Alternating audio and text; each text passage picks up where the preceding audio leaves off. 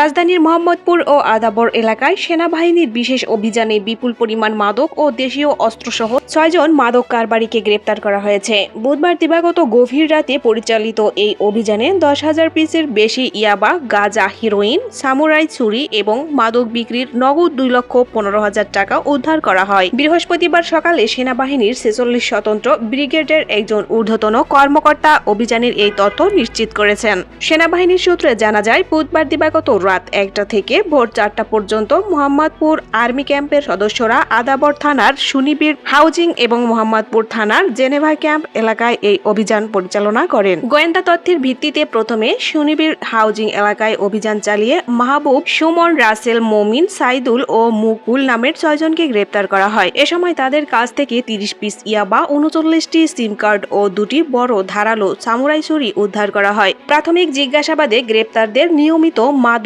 কারবার ও ছিনতাই সহ বিভিন্ন অপরাধমূলক কর্মকাণ্ডে জড়িত থাকার কথা স্বীকার করেছেন। সংশ্লিষ্ট সূত্র জানিয়েছে, তাদের বিরুদ্ধে বিভিন্ন থানায় একাধিক মামলা রয়েছে। পরবর্তীতে তাদের দেওয়া তথ্যের ভিত্তিতে ভোর ৪টার দিকে জেনেভা ক্যাম্প এলাকায় দ্বিতীয় দফা অভিযান চালায় সেনাবাহিনী। সেনা সদস্যদের উপস্থিতি টের পেয়ে মাদক কারবারিরা বিদ্যুৎ সংযোগ বিচ্ছিন্ন করে বাসার ছাদ দিয়ে পালিয়ে যান। তবে ঘটনাস্থলে তল্লাশি চালিয়ে ১০,০০০ পিস ইয়াবা, ৭৮০ পুরিয়া ও ৬০০ গ্রাম গাঁজা, ২৩০ পুরিয়া হেরোইন, ১ বোতল বিদেশি মদ, একটি ওজন মাপার মেশিন, মাদক বিক্রির নগদ ২,১৫,০০০ টাকা এবং ৫টি সিসিটিভি ক্যামেরা উদ্ধার করা হয়। সেনাবাহিনীর ৪৬ স্বতন্ত্র পদাতিক ব্রিগেডের একজন দায়িত্বশীল কর্মকর্তা বলেন, গ্রেপ্তারদের বিরুদ্ধে আইনানুগ ব্যবস্থা গ্রহণের জন্য মোহাম্মদপুর ও আদাবর থানায় হস্তান্তরের প্রক্রিয়া চলমান রয়েছে। আইন শৃঙ্খলা রক্ষা এবং সন্ত্রাস ও মাদক নির্মূলে সেনাবাহিনীর এই অভিযান ভবিষ্যতেও অব্যাহত থাকবে বলে তিনি জানান।